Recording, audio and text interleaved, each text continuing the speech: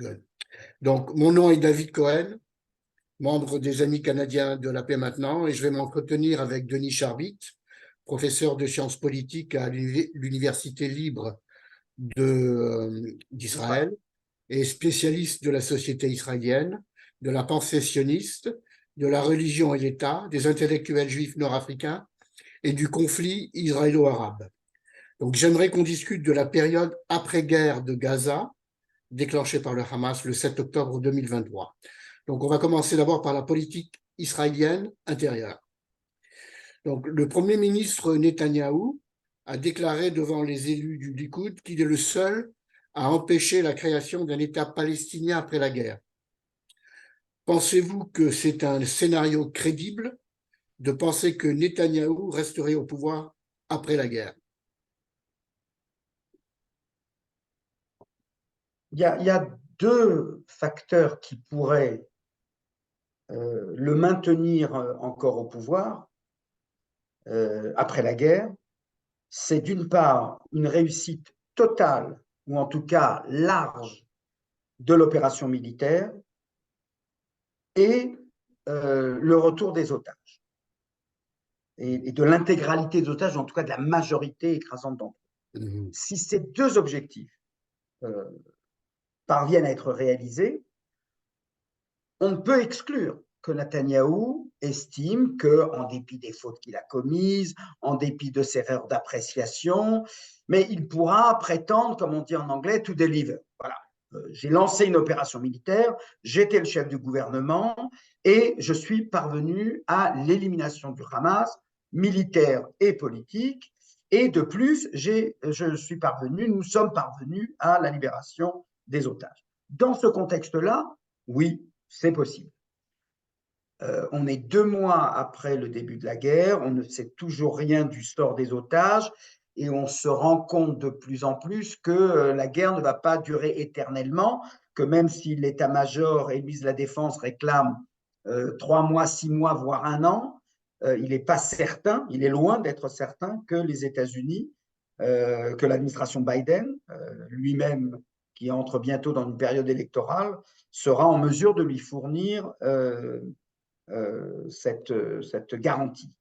Et donc, compte tenu du fait que, même si on ne sait encore rien de l'issue de la guerre et surtout de l'issue des otages, je pense que les chances pour Netanyahou de se maintenir au pouvoir sont extrêmement faibles. Elles ne sont pas nulles, j'ai expliqué pourquoi, mais elles sont très faibles. Pourquoi? Parce que d'abord, il y a l'usure du pouvoir, même des gens du Likoud qui, pendant des années, une décennie au moins, n'ont cessé de nous dire que Netanyahou est irremplaçable, estiment que voilà, la surprise dont Israël a été l'objet, l'agression qui n'a pas été arrêtée à temps, justifie le départ de Netanyahou. D'autant qu'il est des voix aujourd'hui dans le Likoud pour le réclamer. Mais, je reprends les propos que vous avez cités de Netanyahou lui-même, c'est toujours son image de marque, l'irremplaçable, celui qui empêchera la création d'un État palestinien et d'une autorité palestinienne exerçant son autorité à Gaza. Je pense néanmoins que là où ce discours-là de l'irremplaçable, on connaît ses défauts, mais il n'y a pas d'autre que lui en matière de sécurité, cette image-là s'est tellement effondrée que j'ai du mal à croire que, au-delà peut-être de ce qu'on appelle la base, hein, la base du parti, on puisse croire encore et toujours à l'idée qu'il est irremplaçable. Et je dirais, pour finir de répondre à votre question, David, que celui qui se positionne comme le leader de substitution semble être Benny Gantz. Et encore une fois, si les objectifs de la guerre sont réalisés, la libération des otages et l'éradication du Hamas, cela ne profitera pas seulement à Netanyahou, cela profitera également à Benny Gantz. Et donc, allez, dans le meilleur des cas, ils se partageront le trophée. Et c'est pourquoi encore une fois, sans exclure, d'autant que Netanyahou nous a habitués à à ces retours, à ces renaissances inattendues, je pense que là, les gens sont très faibles. Je pense que depuis 2 mois, la colère de nombreux citoyens israéliens est, comment dirais-je, étouffée et qu'elle n'attend que la fin de la guerre et la libération des otages ou le sort à ce moment-là connu des otages pour faire exploser cette colère. D'accord. Maintenant, prenons un scénario qui est optimiste pour Netanyahou, c'est-à-dire qu'il arrive à survivre jusqu'aux élections américaines de novembre 2024, je sais pas si c'est réaliste, et que Trump soit élu. Et donc, il pourrait devenir son allié pour résister aux pressions internationales. Est-ce que ça, c'est envisageable? Alors, vous voyez, il y a beaucoup d'inconnus. Hein. C'est est-ce que Ouais, Netanyahou tient jusqu'au mois de novembre ouais, et en fait jusqu'au mois de janvier, hein, puisque c'est faut ça, encore exactement. Ouais, 2 mois d'attente. ouais, ouais, Et est-ce que Trump l'emportera? Alors, c'est sûr que là, David, vous mettez le doigt sur, je dirais, l'événement capital. On va discuter, on discute aujourd'hui ensemble de ce fameux jour d'après, un jour d'après à l'issue duquel Donald Trump est de nouveau président des États-Unis. C'est sûr que c'est une autre actualité, c'est une autre préoccupation, notamment concernant l'Ukraine. Hein. Mais en ouais, tout cas, c'est sûr que ce sera, enfin, je veux dire, les chances d'avoir un Trump qui subitement comprendrait la logique de la solution des 2 États, alors qu'il semblait dire, enfin, s'en désintéresser, ça me paraît assez peu, enfin, ça me paraît très risqué. Bien sûr, Trump peut toujours surprendre. Hein. Rappelez-vous, après tout, c'est lui qui avait été à l'origine des accords d'Abraham. Je pense que si le travail n'est pas achevé, vraisemblablement, il ne le sera pas entre Israël et l'Arabie saoudite dans les 8 mois à venir. Il n'est pas exclu que Trump veuille tenter de compléter ce qu'il avait, il faut bien le reconnaître, ce que lui-même avait commencé, mais il est évident que ce ne sera plus du tout.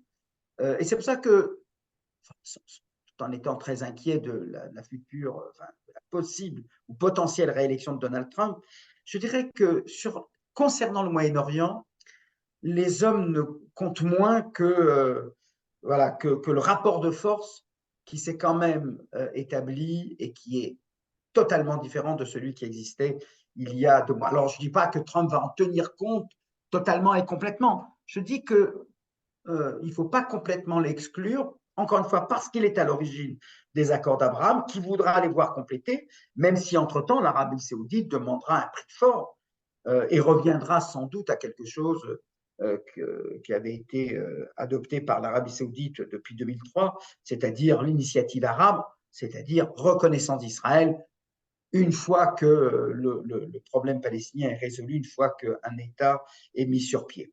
En tout cas, on peut avoir quelque chose de cet ordre-là. C'est sûr que les Saoudiens, dont on ne sait pas finalement selon quels termes ils s'apprêtaient à reconnaître Israël, est-ce que leur exigence était élevée, est-ce que leur exigence était très faible, tout ça on l'ignore, mais c'est clair que on a bien vu que l'Arabie saoudite tient finalement à cette réconciliation avec Israël, mais bien entendu que la donne a totalement changé, et cette donne, elle s'imposera également à Donald Trump.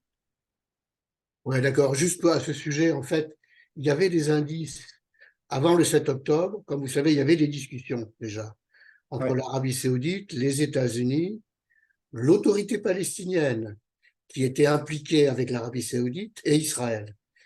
Et il y a eu plusieurs déclarations positives de la part des Saoudiens et ils parlaient de donner un horizon politique aux Palestiniens. Mais ils ne parlaient pas d'un État indépendant à ce moment-là. Donc peut-être que, comme vous dites, qu'après ce qui s'est passé aujourd'hui, enfin 7 octobre, peut-être que les exigences de l'Arabie saoudite seront plus fortes. Ah bah, là, il y a quand même une leçon. Vous savez, David, c'est une leçon qu'on a commencé seulement à comprendre, mais à peine, quand il y a eu la Coupe du Monde au Qatar. En Mhm. Israël, on était très surpris et choqués de voir comment dirais-je, l'ensemble des spectateurs, et notamment des pays arabes, en faveur de la cause palestinienne. Vous vous rappelez de ouais, ces drapeaux palestiniens étendus dans les stades, etc. Et les Israéliens étaient surpris en se disant, mais attendez, on a ouais, signé les accords d'Abraham. ouais, ouais, Et je pense que s'il y a bien une chose, quand on a vu les manifestations également, euh, quelques jours après le déclenchement de l'attaque, ouais, euh, je pense qu'aujourd'hui, les leaders politiques comprennent bien que cet écart, ce décalage entre de bonnes relations avec Israël, alors même que l'opinion publique n'y est pas véritablement favorable, cet écart-là, il faut le travailler. Je crois que c'est de l'intérêt des pays arabes qui sont tiraillés entre leurs intérêts ouais, économiques et le pouls de l'opinion publique. ouais. Et je pense que ça se fera nécessairement ben voilà, en adoptant une position beaucoup plus ferme sur les objectifs tenus pour légitimes du peuple palestinien, c'est-à-dire la solution à deux États. Et donc une indépendance. Alors, quasi-indépendance, quasi-souveraineté, les modèles peuvent varier. Vous savez, quand un État est démilitarisé, bah, ce n'est pas le même type de souveraineté que quand il n'est pas démilitarisé. Ouais. Mais en tout cas, le signal d'alarme pour les pays arabes, qui ne rêvent rien d'autre que d'écraser le Hamas. Il faut bien comprendre, hein. L'Arabie saoudite souhaiterait qu'on y parvienne, l'Égypte également. Mais voilà, ça prend du temps. Ce temps, il semblerait qu'on ne puisse pas véritablement en disposer. Et je dirais d'ailleurs, d'une manière qui peut paraître un peu paradoxale, euh, je dirais beaucoup plus que Netanyahou et le Likoud, euh, c'est le centre et la gauche qui ont besoin d'une élimination du Hamas. Un Hamas qui reste présent euh, rendra beaucoup plus difficile la légitimité des États-Unis, de la communauté internationale, du monde arabe à venir exiger d'Israël une négociation. En revanche, si l'objectif de l'élimination du Hamas, la neutralisation politique en tout cas, est obtenu, là, je dirais que la communauté internationale sera pleinement fondée de dire nous avons soutenu votre objectif militaire, maintenant il faut passer à l'objectif politique. Et l'objectif politique, bien sûr, c'est la solution à deux États. Aujourd'hui, je veux dire, tout le monde se réveille de l'idée à laquelle on a beaucoup cru en Israël, il faut bien le dire, que le conflit était marginal, que le conflit avait perdu de sa centralité. Hein. C'était des formules qui revenaient en permanence. Alors on a dit, c'est parce qu'il y a eu le printemps arabe. Oui, mais au-delà, on a bien vu clairement à quel point la cause palestinienne perdait de son autorité, de sa popularité dans les chancelleries diplomatiques, entre autres à cause de la division du nationalisme palestinien entre le Hamas et le Fatah. Et là, la communauté internationale est justifiée à dire, attendez, ce n'est pas un conflit marginal, c'est un conflit qui peut embraser le monde, c'est un conflit qui déstabilise les sociétés occidentales, la France, les États-Unis, regardez tout ce qui se passe, la résonance du conflit, nous on le déplore, mais objectivement, elle prend des proportions qui nous dépassent. Elle mobilise des gens. Alors, je sais bien qu'on va la preuve de l'antisémitisme, on en parlera peut-être tout à l'heure, mais qu'importe les causes, ça demande beaucoup plus de finesse d'analyse que de dire c'est de l'antisémitisme. C'est vrai que, mais ça c'est un fait incontestable, des gens qui se désintéressent en général des relations internationales, qui peuvent avoir de la sympathie pour Zelensky et pour la cause de l'Ukraine, mais n'éprouvent pas le même type de mobilisation que lorsqu'il s'agit du conflit israélo-palestinien. Et ça, le monde va nous le rappeler. Et il va nous le rappeler d'autant plus si, effectivement, Israël parvient à réduire considérablement la force du Hamas au point qu'il ne puisse plus devenir un acteur qui compte. Mais on D'accord. n'en est pas là. Ouais, d'accord. Pourquoi pensez-vous que la grande majorité des Israéliens s'émeuvent peu du nombre massif de civils tués à Gaza? Je dirais pour deux raisons.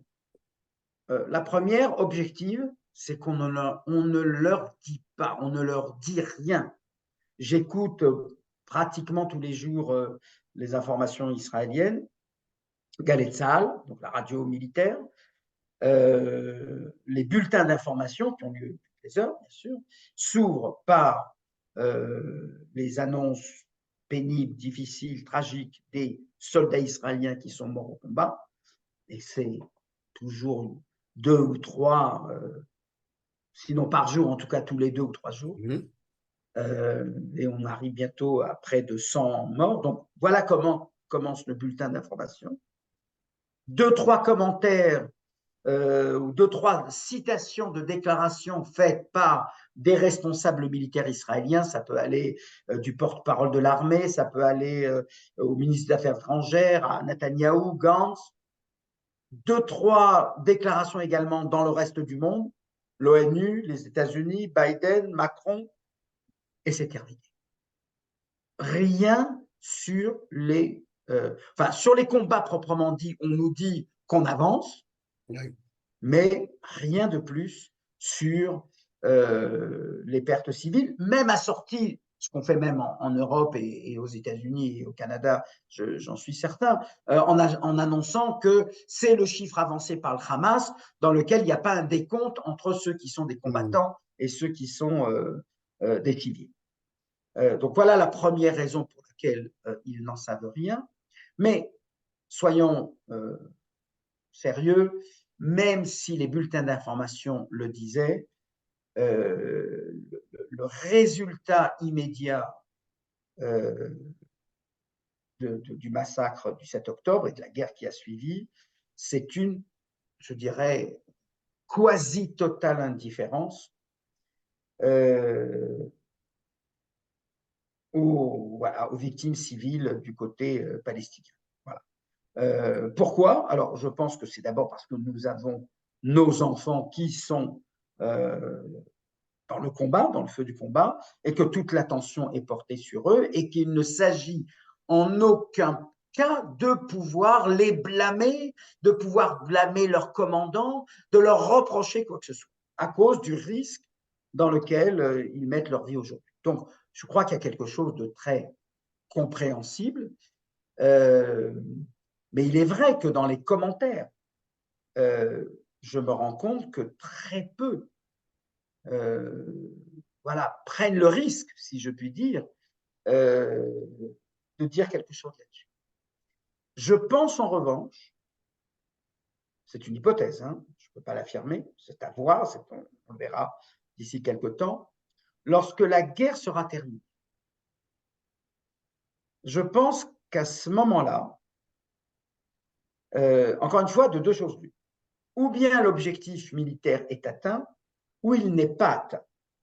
Si l'objectif militaire est atteint, on peut imaginer alors qu'un certain nombre d'intellectuels, voire d'hommes politiques, disent c'est vrai que les Palestiniens ont payé cher, très cher, mais la fin justifie les moyens parce que la fin a été réalisée.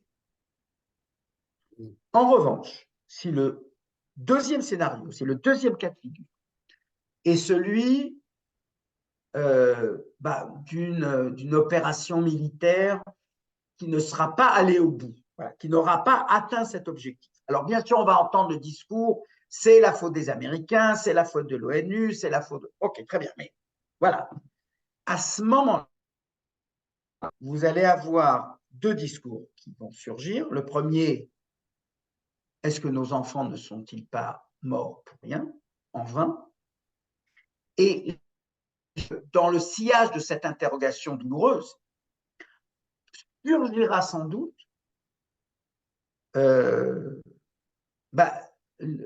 que je disais tout à l'heure, mais précisément parce que la fin n'a pas été réalisée, nous étions d'accord pour utiliser tous les moyens, y compris un nombre très élevé de civils, mais s'il s'avère de surcroît que les moyens n'ont pas réalisé la fin, c'est-à-dire l'élimination du Hamas, qui ouvre potentiellement une perspective de négociation, là, on peut imaginer que beaucoup d'Israéliens commenceront à dire, mais alors, allez, on va dire 20 000, j'en sais rien, il y a peut-être 10 000 civils, je n'en sais rien.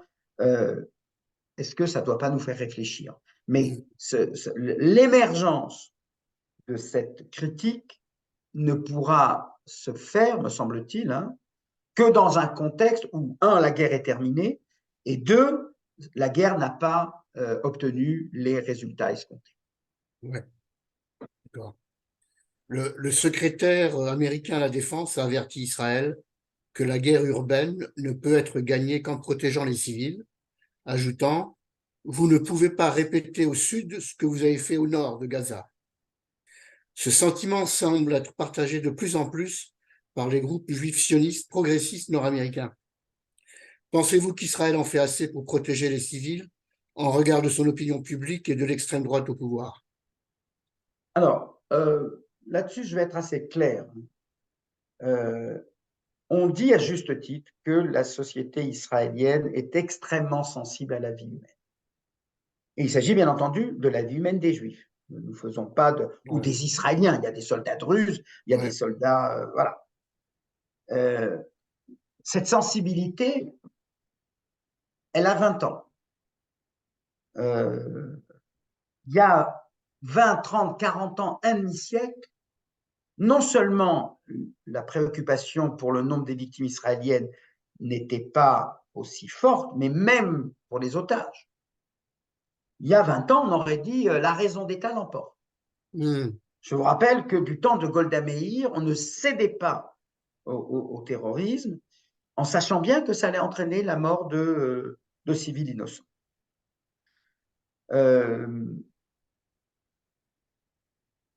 En revanche,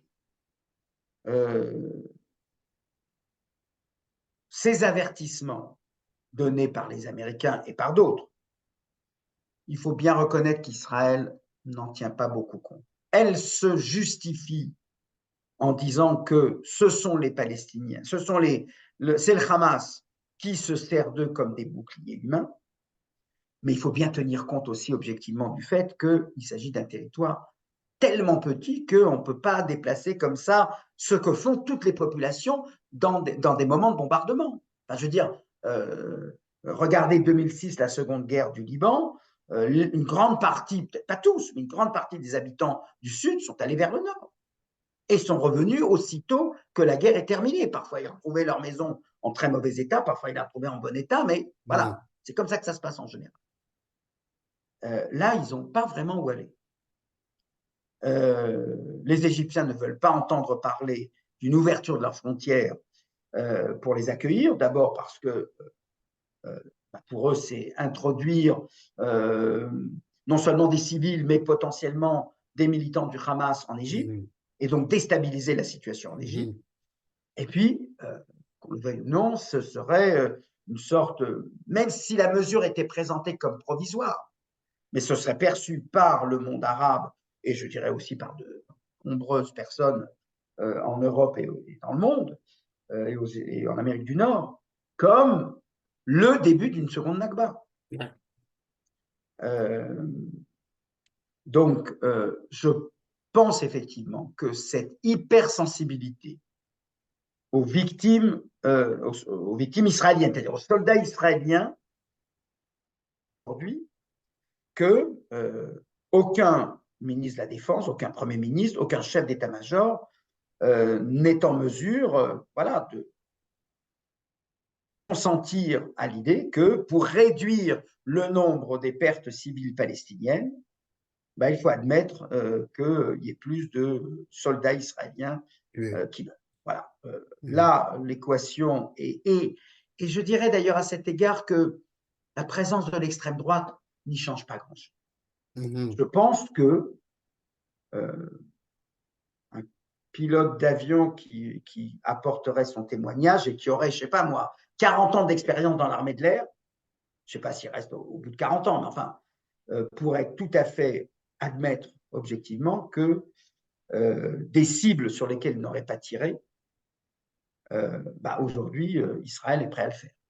Il faut avoir le courage de le dire. Et je pense que, et encore une fois, une grande partie israélienne en est consciente, Alors, bien sûr, on va dire oui, mais on envoie des messages pour dire il faut quitter, etc., comme s'il suffisait d'avoir un message pour pouvoir comme ça partir facilement. Non. Mais je pense qu'une fois les précautions prises par Israël, et je ne dis pas qu'elles n'existent pas, mais clairement, elles sont insuffisantes, mais personne n'ose en Israël dire OK, retournons à la phase antérieure lorsqu'on pensait que pour épargner des vies civiles, eh ben, il fallait peut-être adopter une autre posture de combat, c'est-à-dire engager du corps à corps, ce qu'Israël évite de faire. Ouais, C'est les bombardements qui font le ouais, plus grand nombre ouais, de civils. Ce n'est pas le contact au corps à corps entre soldats israéliens ouais. et terroristes du Hamas. D'accord. Très bien.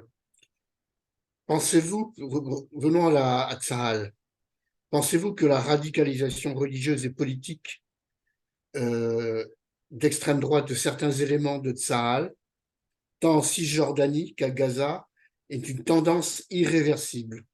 Ou sera-t-il possible de renverser la vapeur et revenir à une armée plus apolitique? C'est une vraie question.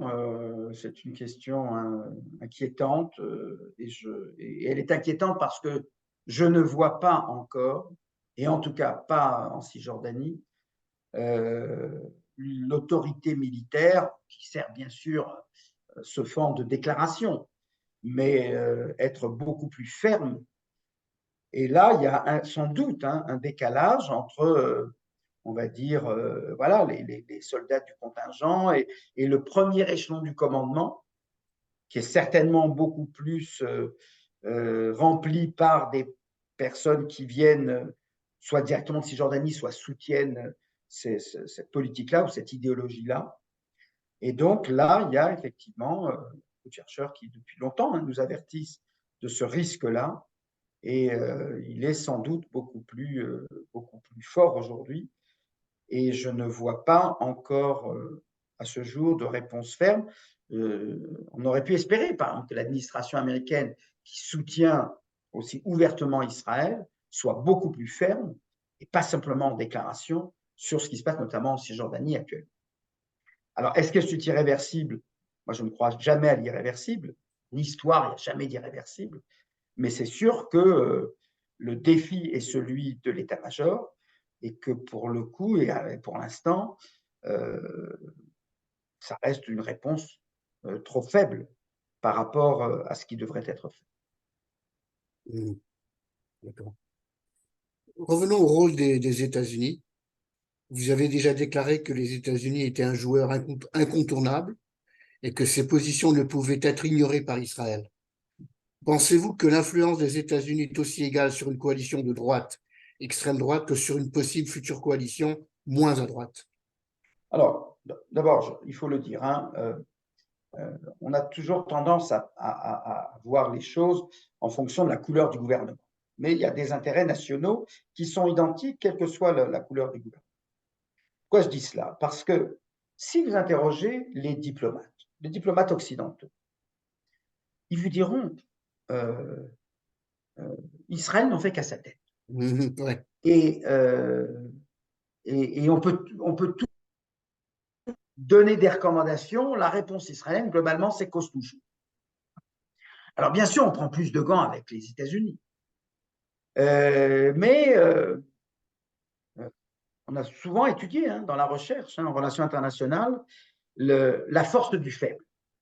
C'est-à-dire quand bien même personne ne conteste que dans la relation israélo-américaine, nous sommes beaucoup plus faibles, nous sommes beaucoup plus dépendants, ça ne veut pas dire que cette dépendance-là se traduit forcément sur le terrain par une obéissance parfaite aux directives et aux recommandations faites par l'administration américaine, qui est pourtant une alliée.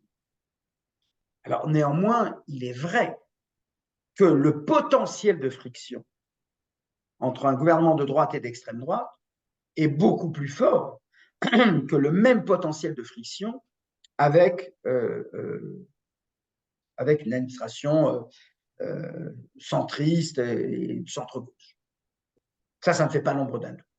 Mhm. Et de ce point de vue-là, on a vu, l'histoire Netanyahou, d'ailleurs, c'est fait. Et même d'ailleurs, Shamir, Begin, toute la droite a toujours aimé, les leaders de droite ont toujours aimé, tout en protégeant la relation israélo-américaine, de mettre en valeur comment ils ont tenu tête. Ouais. Netanyahu a tenu tête à Obama, Shamir a tenu tête à James Baker, Begin à Helmut Schmidt. Il y a une déclaration qu'on ressort beaucoup là de Begin à Biden quand il était jeune en disant on ne nous fera pas plier, nous sommes indépendants et personne, et nous avons tenu des milliers d'années. Voilà, et on mobilise toute l'histoire israélienne. Ça, je dirais, c'est le sel des relations internationales. Hein. Je dirais, le fondement des relations internationales, c'est quelle influence je peux avoir sur un autre acteur. Mmh. Alors, je n'ai pas dit qu'Israël était capable de tout faire, et on a vu dans certains moments de l'histoire politique d'Israël les États-Unis imposer leur vue. Je donnerai deux exemples, mais ça remonte à loin quand même. Hein. C'est 1957, Eisenhower qui ordonne à Ben Gurion d'évacuer le Sinaï, Ouais. sans négociation, sans rien. Et c'est Ronald Reagan qui ordonne à Begin en 1982, vous voyez, deux républicains en l'occurrence, hein, deux présidents républicains, qui ordonnent à Begin d'évacuer Beyrouth, qu'on venait d'occuper. Donc, encore une fois, Israël n'est pas un partenaire commun parce qu'Israël est, comment dirais-je, il a décidé que sa sécurité était son affaire. Et voilà, il veut bien entendre des recommandations, pas des injonctions. Mmh. Mais encore une fois, bien entendu que les relations au beau fixe l'ont été plus souvent lorsque du côté du pouvoir en Israël, il y avait une coalition de gauche ou de centre-gauche. Très bien. Le conseiller en sécurité nationale du président Biden, Jack Sullivan, a déclaré que les États-Unis exerçaient de la pression sur Israël seulement dans les domaines où ils pensaient obtenir des résultats, comme par exemple sur le blocus de l'aide humanitaire, les pauses sécuritaires et la protection accrue des civils de Gaza. Pensez-vous que Netanyahou serait prêt à coopérer avec l'administration Biden et la communauté internationale sur des enjeux importants tels que la protection des civils de Gaza et la gouvernance de Gaza par l'autorité palestinienne, appuyée par une coalition internationale? On sait que Netanyahou dit non, on ne veut pas voir l'autorité palestinienne, à moins que il donne des conditions. Oui, bah, ça, je dirais que. Encore une fois, j'essaie de réagir, encore une fois, en prenant un peu de distance par rapport aux oppositions gauche-droite. Vous savez, il faut bien comprendre, hein, quand vous interrogez les diplomates occidentaux, ils auront tendance à vous dire que le fond est le même, quels que soient les premiers ministres, quelle que soit la couleur de la majorité parlementaire. La différence, c'est que les membres du Likoud, les ministres du Likoud le diront verbalement, ils manifesteront beaucoup plus leur impatience, leur critique vis-à-vis des États-Unis, etc. Là où, même si les intérêts restent les mêmes, on aura tendance à dire, voilà, cette querelle-là, on va la gérer tous les deux, discrètement. Voilà, je dirais que la différence n'est pas si grande. En revanche, sur la question du jour d'après, je dirais que là, le facteur, à mon avis, qui compte le plus, c'est l'opinion publique. C'est là où va se jouer un combat qui n'est pas gagné d'avance. Il faut bien comprendre, tout le monde a été ébranlé par le 7 octobre. Tout le monde sent bien que son récit ou son narratif doit bouger, ne peut pas être exactement le même que celui qui a précédé le 7 octobre. Mais ce que je vois actuellement, c'est que la droite, elle a déjà son narratif de rechange. Si celui qui prévalait jusqu'au 7 octobre, c'était le Hamas est un allié objectif, nous parvenons à contenir le Hamas pour affaiblir l'autorité palestinienne et pour empêcher un retour à la négociation. Aujourd'hui, le discours consiste tout simplement à dire nous sommes dans un conflit de civilisation. Ce n'est pas Israël contre le Hamas, c'est Israël contre la Palestine. Et donc, dans ce contexte-là, nous sommes dans un conflit existentiel. Et qui dit conflit existentiel veut dire c'est un conflit insoluble sur le plan politique. Qui c'est qui dit ça? Ben, c'est Netanyahou. C'est Netanyahou, d'accord, exactement, d'accord. Oui. En disant guerre de civilisation, Ouais. conflit existentiel, etc., etc., ça veut tout simplement dire, et c'est pas qu'il n'y a pas eu des aspects terribles et terrifiants, raison humaine et toute sensibilité humaine, attention, les viols, les décapitations, le massacre des civils, tout ça, bien sûr, pouvait justifier un vocabulaire de ce genre, mais pour qualifier les massacres, pas pour dépolitiser le conflit. Or, c'est ça qu'on est. La droite dit aujourd'hui. Ah, il n'y a plus de solution. Et il serait presque prêt à dire, nous resterons dans Gaza le temps qu'il faut. Mais ça, je pense que l'opinion israélienne, justement, ne le tolérera pas, parce que ça sera exposer les vies de soldats israéliens à des meurtres, à des violences, et ça, ils n'en voudront pas. Le narratif de la gauche, ou on va dire de ceux qui sont favorables à une solution, il consiste à dire on est tellement allé loin dans la violence, le trauma est tellement fort que on a une petite fenêtre d'opportunité liée au risque d'embrasement du conflit. Et donc, dans ce contexte-là, il n'y a pas de choix que de revenir discuter avec ceux-là même qui sont voilà, nos ennemis, parce qu'on ne peut, le conflit coûte trop cher. Il a coûté 1200, et si on ajoute les 100 plus les otages, donc voilà, c'est trop cher pour la société israélienne. Et je pense que doit se dire de ce côté-là de l'échiquier politique israélien, on doit tabler sur un traumatisme palestinien tel, alors qui ne consiste pas à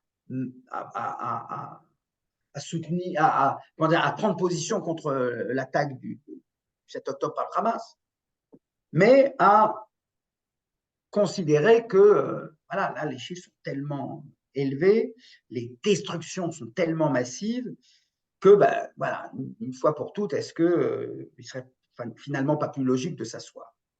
On ne sait pas encore ce qui se passe du côté de l'opinion palestinienne. On ne sait pas si le traumatisme va être absorbé en disant nous sommes une nation martyre, nous le resterons jusqu'à la fin des temps. C'est possible.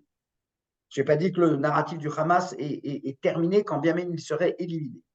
Oui. Mais c'est là-dessus que ce narratif de gauche se reconstruit en disant on est allé mais tellement loin, ça peut embraser le monde, donc il faut essayer de réussir, même s'il y a une chance sur 100 de réussir. Et d'après vous, où est-ce que se positionne le centre? Gantz, Lapide?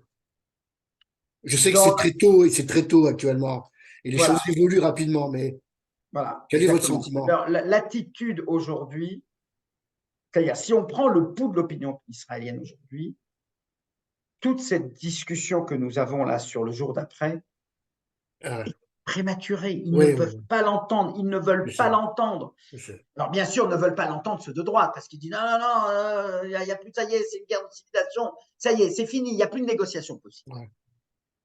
Ouais. Au centre et à gauche, on voudrait croire qu'il y a une possibilité, voire une possibilité de négociation. Le pragmatisme israélien nous y conduit, mais je pense que chez Gantz, chez Eisenkot et les autres, il faudra attendre un moment après la fin de la guerre, voir les résultats. Je dirais que l'attitude du centre, de ce point de vue-là, elle est, par définition, un centriste et moins idéologique que Ouais, la gauche et ouais, la droite. Et je pense que l'attitude du centriste, je dis, mais comment voudriez-vous que je pense au jour d'après, puisque je ne sais pas encore comment se termine le conflit? ouais, c'est Voilà. ça. Et donc, pas de déclaration. Il y a une sorte Ouais.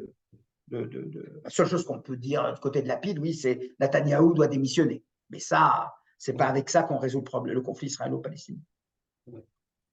Donc ça, il faut être conscient de cette, je dirais presque de cette sévérité des Israéliens lorsque quelqu'un ose timidement dire comment le jour d'après? C'est dans une génération qu'il y aura peut-être la paix. Vraiment, ça c'est la droite, extrême droite. C'est même le centre Même le et une centre, partie d'accord. ouais, ouais. C'est même, c'est presque, je vais employer un mot très fort, c'est là où je sens bien le décalage entre ce qui se passe dans le monde et ce qui se passe en Israël, c'est presque un blasphème. Et je vais vous dire pourquoi, David. Parce que toute discussion sur une négociation est perçue aujourd'hui comme une récompense pour le terrorisme. Alors finalement, ils ont eu raison, puisque, voilà. Mais si ce n'est que ce qu'il faudrait peut-être s'évertuer à dire, et qu'on devrait peut-être mieux comprendre en Israël, après ce qui s'est passé, c'est que la paix, ce n'est pas un intérêt des Palestiniens sous prétexte qu'ils gagneraient un État indépendant, etc. C'est aussi l'intérêt d'Israël. Mais ça, c'est trop. Les cendres sont encore trop proches de nous. L'odeur de Be'eri et Sderot, c'est encore trop là, trop présent pour pouvoir objectivement relier l'un à l'autre et dire, ah ben voilà, comme il y a eu le 7 octobre, alors on a dû ouvrir des négociations. Il faudrait, voilà, moi j'ai eu la formule suivante, s'il y a une négociation, c'est pas à cause du 7 octobre, c'est malgré le 7 octobre. Et pour que les Israéliens y adhèrent, bah, il faudra qu'un temps assez significatif passe. Et puis, je pense que ce qu'on attend de voir surtout, c'est quoi le nouveau leadership palestinien? Parce que de la même manière qu'on considère, même à droite, que Netanyahou n'est pas l'homme de la situation, personne ne considère, bien sûr, le Hamas, mais pas plus Mahmoud Abbas, qu'il est l'homme de la situation. Donc, avec tant d'inconnus, Oui. on peut avoir ses convictions, on peut avoir ses idées, soyons prudents avant de les déclarer comme ça publiquement. Et c'est ça qui a choqué. On a beaucoup mis en épingle le propos de l'interview de Dominique de Villepin. Ah, il faut la juger. On est encore dans la douleur, etc. Et on vient déjà nous dire ce qu'on doit faire. Un peu de pudeur. Et je pense que c'est là où les Israéliens se sentent très, très traumatisés. C'est qu'on n'a pas eu la pudeur ou l'éthique du temps opportun. Je vais prendre un exemple, et je sais que je mets les pieds dans le plat. La question du contexte. Regardez comme on a été remué par les propos du secrétaire général des Nations Unies au point de demander sa démission parce qu'il avait dit c'est inexcusable. Bon, là-dessus, personne ne va lui reprocher de l'avoir dit, mais ce n'est pas hors de tout contexte. Et moi, j'ai envie de dire, Gutiérrez a eu tort de le dire à ce moment-là. Ouais. Quand on est, et j'entends respecter, et c'est ça qui a troublé les Israéliens, que dans 3 mois ou en 6 mois, on nous dise et il y a une situation d'occupation qui dure depuis longtemps, un sentiment qu'il n'y a pas, etc., etc. Ça ne justifie pas, mais il faut comprendre les causes. Ça peut. Attendez, qui a osé dire en France le Charlie Hebdo, Bataclan, etc., c'est parce que les Français sont au Mali et qu'ils bombardent le Daesh. Qui aurait osé le dire? Pourtant, c'était le contexte. Si la France n'avait pas participé à cette opération, il n'y aurait pas eu, sans doute. Mais il y a un temps pour tout. Et ce n'était pas le moment. J'ajouterais en plus, parce qu'attention, n'allez pas croire que je souscris aux propos de Gutiérrez, même s'il l'avait dit dans 6 mois. Et je vais vous dire pourquoi. Parce que moi, qu'est-ce qui m'a choqué? Qu'est-ce qui me révolte? c'est que comment, si déjà Gutiérrez l'a dit au moment où il l'a dit, comment n'a-t-il pas additionné au contexte l'idéologie fanatique de l'islamisme radical? Il n'aurait fait que cela, même le lendemain, le surlendemain de l'attaque du massacre du 7 octobre, de dire ce massacre est dû au contexte, plus donc l'occupation, le blocus, la Nakba, plus l'idéologie islamiste. Attendez, je voudrais comprendre une chose. Quand on dit tous les Palestiniens ne sont pas Hamas, pourtant les Palestiniens, ils vivent la même occupation, la même Nakba et le même blocus. Et pourquoi eux, ils ne rentrent pas dans un kibbutz ou dans Sderot, dans une ville de développement, et ils massacrent, et ils violent et ils tuent? Parce que vraisemblablement, le militant du Fatah est prêt à tuer des civils,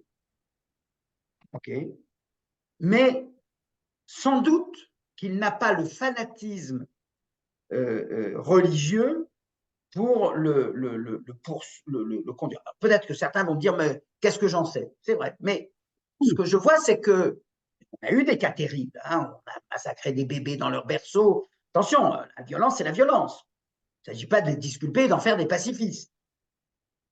Mais, et c'est ce qu'on a dit pour le Bataclan. C'est quoi le responsable c'est quoi la cause de ces attentats odieux en France? C'est le fanatisme islamiste. Et là, disparu du logiciel. Alors, c'est ça qui fait que tous les Palestiniens ne sont pas Hamas. Parce que s'ils étaient tous comme le Hamas, alors on va me dire, oui, mais ils soutiennent. Mais attention, je sais que la nuance se porte mal aujourd'hui, mais soutenir, ce n'est pas faire. C'est-à-dire que, allez, je vais le dire en renversant la situation. Les Israéliens consentent à ce qu'il y ait un nombre de civils qui soit plus de 10 000 morts. Aucun Israélien tout seul n'aurait pris 10 000 personnes pour les massacrer. Ah, on peut justifier, on peut soutenir, mais ça ne veut pas dire qu'on est capable de le faire. Exactement. Ouais. Donc, quand on dit ils soutiennent, donc ça veut dire qu'ils pourraient le faire? Non. Non, non. Y a une nuance à avoir. Ouais, et attention, je ne dis pas ça en me réjouissant du fait qu'une grande partie d'entre eux ait soutenu cette opération. Enfin, le massacre du 7 octobre par Hamas. D'accord. Aujourd'hui, il y a plusieurs pays musulmans modérés, y compris l'autorité palestinienne, qui considèrent sérieusement la participation d'un Hamas non violent, lié par des conventions internationales signées par l'autorité palestinienne, qui accepterait donc de participer à la gouvernance de l'autorité palestinienne. Donc on parle d'un Hamas qui aurait été neutralisé, puisqu'il serait non violent et qu'il accepterait donc le système international et donc la reconnaissance de l'État d'Israël. Est-ce que ça, c'est quelque chose que vous voyez la population israélienne pouvant accepter ça une fois que la poussière retombera? Non, très sincèrement non. Dans la mesure où l'objectif qui a été précisé était l'élimination du Hamas, pour les Israéliens, le commun des mortels, et je laisse tomber encore une fois ceux qui sont des positions idéologiques fortes. Je dis voilà, la position spontanée, c'est que toute participation du Hamas à une coalition avec une autorité palestinienne, le Fatah sera absorbé. On ne peut pas imaginer en Israël aujourd'hui que ce soit le Fatah qui absorberait le Hamas. On a du mal à imaginer que le Hamas puisse devenir en quelque sorte une sorte de Fatah bis.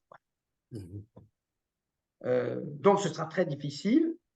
Il faudra voir les gages donnés par le Hamas en question, mais c'est sûr que la réaction comment dirais-je, immédiate sera de dire, alors voilà, avant le 7 octobre, pas d'union possible avec eux. Après le 7 octobre, on fait une alliance avec eux. Alors ça, c'est parce qu'effectivement, le Hamas jouit d'une certaine popularité. Et c'est là où ce n'était pas le Daesh. Je ne parle pas de son modus operandi. Le Hamas est, qu'on le veuille ou non, oui, un acteur politique beaucoup plus, comment dirais-je, beaucoup plus sournois. Le Daesh, pas que c'était une sorte de fanatisme, mais qui s'appliquait même aux musulmans eux-mêmes. Un Daesh ne fait pas d'alliance avec le Fatah. Si le Hamas est prêt à le faire, c'est que il y a quelque chose qui le dépasse. Mais attention, ce n'est pas pour donner des bons points à la modération. Ce n'est pas une question de modération du Hamas, non.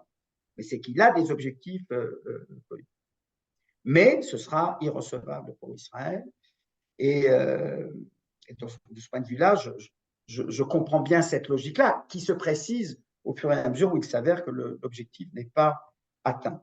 Alors bien sûr, on peut toujours faire cette distinction, branche militaire, branche armée, branche politique. Le problème actuel, c'est que la branche politique du Hamas, elle est beaucoup plus terrible que la branche. Enfin, c'est pas beaucoup. Je veux dire, ils sont du même côté en quelque sorte. Non, mais moi, je parle d'un nouveau scénario, c'est-à-dire que les croyances actuelles, elles seraient reléguées dans le passé, parce que moi, je parle d'un Hamas non violent qui accepterait l'ordre international et Israël.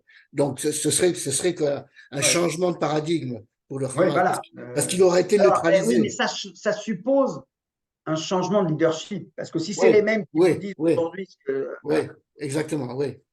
Ah ben oui. Mais oui, de toute façon, il faut bien comprendre, la négociation, c'est toujours plus compliqué que de ne pas faire de négociation. Ouais. Quand on dit il n'y a pas à parler avec vous, bah, les choses sont claires et puis après, bah, voilà, on a les catastrophes qu'on a, mais qu'on sait expliquer autrement, sans dire que c'est parce qu'on a refusé le dialogue.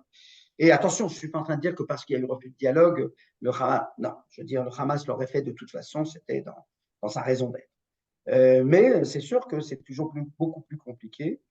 Mais après tout, je veux dire, du côté palestinien, s'il y a Benny Gantz comme interlocuteur, ce sera bien celui qui leur a fait la guerre pendant 2 mois, depuis 2 mois. Donc, ce sera compliqué et la question de la gestion de l'opinion publique israélienne, comment la faire évoluer dans tel sens, dans tel autre, ça dépendra du résultat de la guerre et, encore une fois, je l'ai dit, d'un changement de leadership dans la direction palestinienne.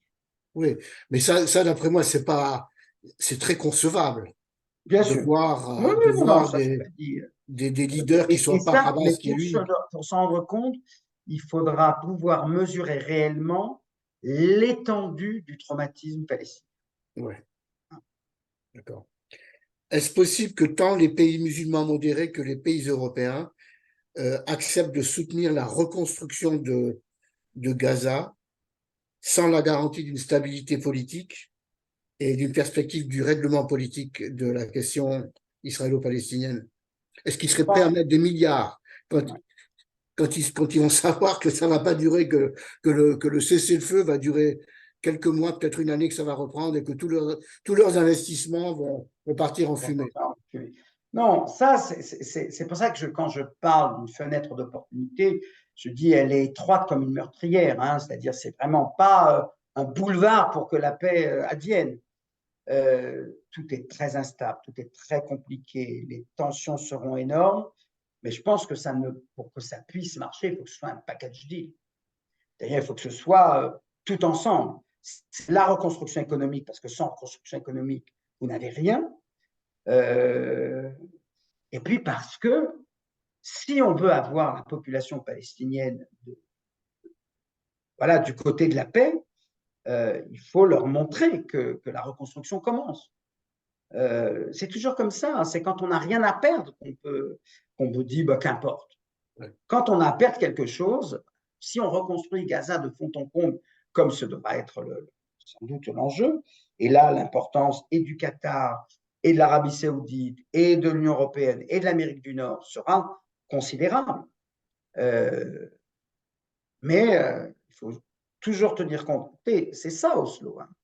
Oslo, c'est on se donne 5 ans pour mettre en place une autonomie et après on discute. Et tous les adversaires du processus de paix se disent, ça veut dire qu'on a 5 ans pour tout torpiller. Ouais. Et à chacun à sa manière l'a fait.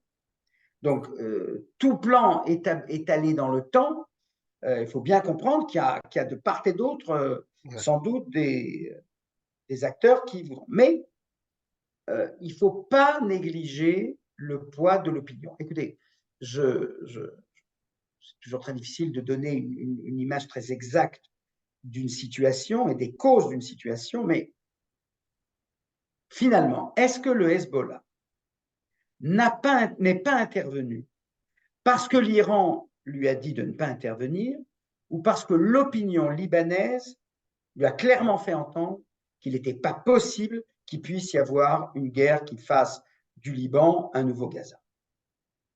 Ça veut dire que quand on a quelque chose à préserver, eh ben on le préserve. Et Dieu sait comme le Liban n'est pas dans un très bon état aujourd'hui. Mais ce n'est pas une raison pour justifier qu'il soit dans un état plus encore en ruine.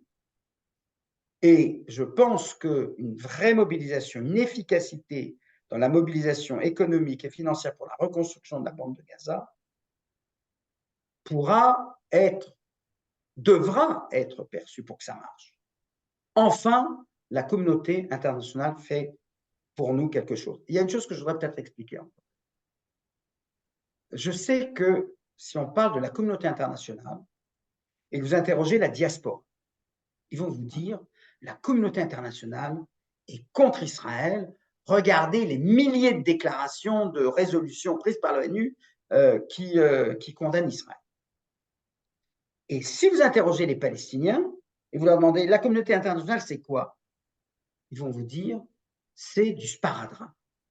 Alors oui, ils ont voté 1000 résolutions anti-israéliennes. Et ça nous a changé en quoi? Les rapports d'Amnesty. Ah oui, ils ont dit que machin, c'est l'apartheid. Et nous, ça nous a changé en quoi? Alors ok, ils nous soutiennent. Mais le résultat sur le terrain, c'est zéro. Ce que les Israéliens ne comprennent pas, c'est que c'est vrai que l'ONU nous condamne tout le temps, mais finalement, grâce au veto américain, on l'a vu encore la semaine dernière, ne fait strictement rien pour modifier la condition des Palestiniens. Rien. Et donc, si effectivement il y a une mobilisation massive pour les Palestiniens, il n'est pas exclu qu'ils disent « Ah, tiens, là, il se passe quelque chose ». Cette fois-ci, il y a une vraie mobilisation. Ce n'est pas on fait une conférence, on prévoit 3 milliards de dollars et après, il ne reste plus que 300. Donc, c'est là où la responsabilité de la communauté internationale n'est jamais plus aussi importante qu'aujourd'hui. Et elle doit être très prudente. Elle doit faire, je dirais, de la symétrie permanente. Entendre, parce que ça ne se fera pas si l'opinion israélienne n'est pas derrière, et entendre l'opinion palestinienne et leurs besoins, parce que ça ne se fera pas si la population palestinienne n'a derrière. Le monde, la communauté internationale rêve d'avoir un rôle, ils peuvent l'avoir, mais ils doivent le prendre au sérieux, et ça ne peut pas se faire par le même exercice traditionnel consistant à blâmer les uns et à encenser les autres. C'est une vraie prise de responsabilité. Il faut convaincre les deux opinions. Elles sont toutes les deux traumatisées. Et qu'on ne vienne pas me dire « Ah oui, mais le traumatisme du colonisé vaut plus que le traumatisme du colonisateur. » Ça n'a aucune importance. Il y a deux populations traumatisées. L'une qui doit lâcher du territoire, etc. Donc, il faut se mettre à son écoute, tout en se mettant aussi à l'écoute des Palestiniens pour leur dire, cette fois-ci, la communauté internationale ne se contente pas de mesures, des choses sur le terrain. Mais il faudrait que le Hamas soit complètement neutralisé, parce que c'est un empêcheur de tourner en rond. Voilà. C'est là où je disais tout à l'heure, vraiment la paix, il faut qu'il élimine autant que faire se peut le Hamas, le réduise autant que faire se peut. C'est ça. Bon, ben parce que la droite, et elle jouera là-dessus, le Hamas n'a pas été éliminé, donc on ne bouge pas. Et les Israéliens l'entendront. Donc c'est une vraie... Non, c'est un argument fort. L'administration Biden et les États arabes, et y compris l'Europe, malgré les déclarations sur le cessez-le-feu, etc., mais ils voient bien que les Israéliens ont des difficultés. Pourquoi ? En dépit de tout l'appareil militaire israélien, parce que ce n'est pas une guerre d'affrontement, C'est une guerre où les militants du Hamas se cachent. J'entends je vous l'ai dit tout à l'heure, les nouvelles. On a tué le 3e commandant de l'unité numéro 5 du Hamas. Ouais. On a envie de dire, c'est ça c'est ça, hein. C'est à soi qu'on aboutit. Et ils sont gentils parce que s'ils allaient jusqu'au bout, ils diraient, il a été remplacé par quelqu'un d'autre. Ouais. Que dites-vous de l'information israélienne qu'il y aurait à peu près 6000 militants du Hamas qui auraient été tués? Est-ce qu'ils ont apporté des preuves? Moi, j'ai rien vu. Est-ce que vous avez vu quelque chose? Non, c'est effectivement. Alors, je crois qu'il faut. Alors, je dirais ceci. Si ça avait été annoncé immédiatement, j'aurais flairé la manipulation. Voilà.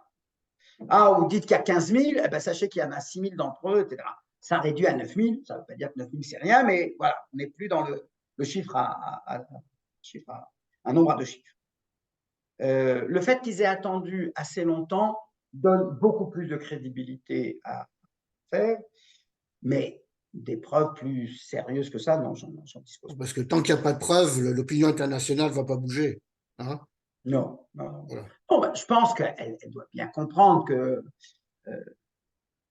c'est sûr que si on était allé de un terroriste pour 2 civils, là, on est dans une proportion qui, voilà, le Vous savez, progrès est beaucoup plus admissible. vous savez qu'à Raqqa, c'était un civil, non, c'était 4 civils pour un membre du Daesh. Un membre du Daesh. Ouais.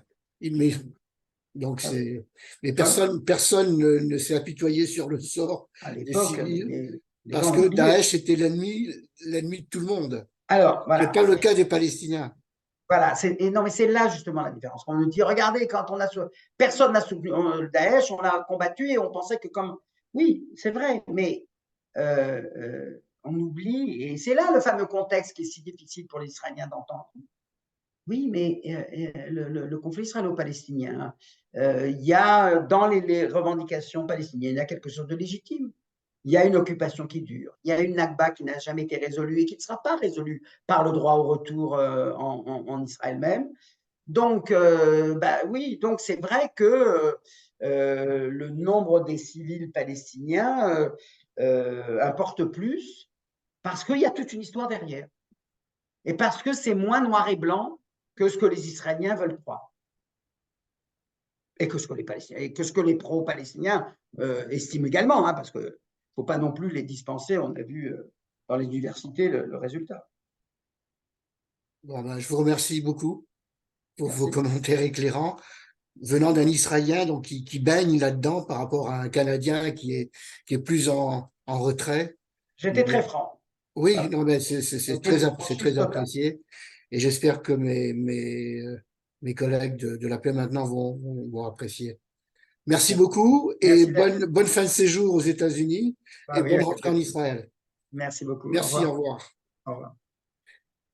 On aimerait bien vous revoir encore au Canada. Hein. Bah, écoutez, on est en train d'en discuter. Il se peut, parce qu'en fait, là, je vais en Israël pour 2 mois, et puis ensuite, je serai en France. Et j'ai dit à Bernard, j'ai dit à Elias, enfin, j'ai dit à tous les organisateurs, j'ai dit, écoutez, ce sera beaucoup plus facile de me faire venir au printemps, par exemple, après l'hiver quand même, hein, parce que l'hiver, c'est un peu rude pour moi, mais ce sera beaucoup plus facile de faire venir parce que je viendrai de France que si je viens d'Israël. Donc, il est probable, il est possible, je n'en sais rien encore. J'ai simplement dit que moi, j'étais disposé à revenir pour plusieurs jours, on va dire mars, avril, mai, je ne sais pas à quel moment, parce qu'après, quand je reviens en Israël en juillet, ce sera beaucoup plus compliqué. Mais on verra. Voilà. En tout cas, je vous informerai si c'est le cas. D'accord. Merci Merci beaucoup. beaucoup. Au revoir. Au revoir.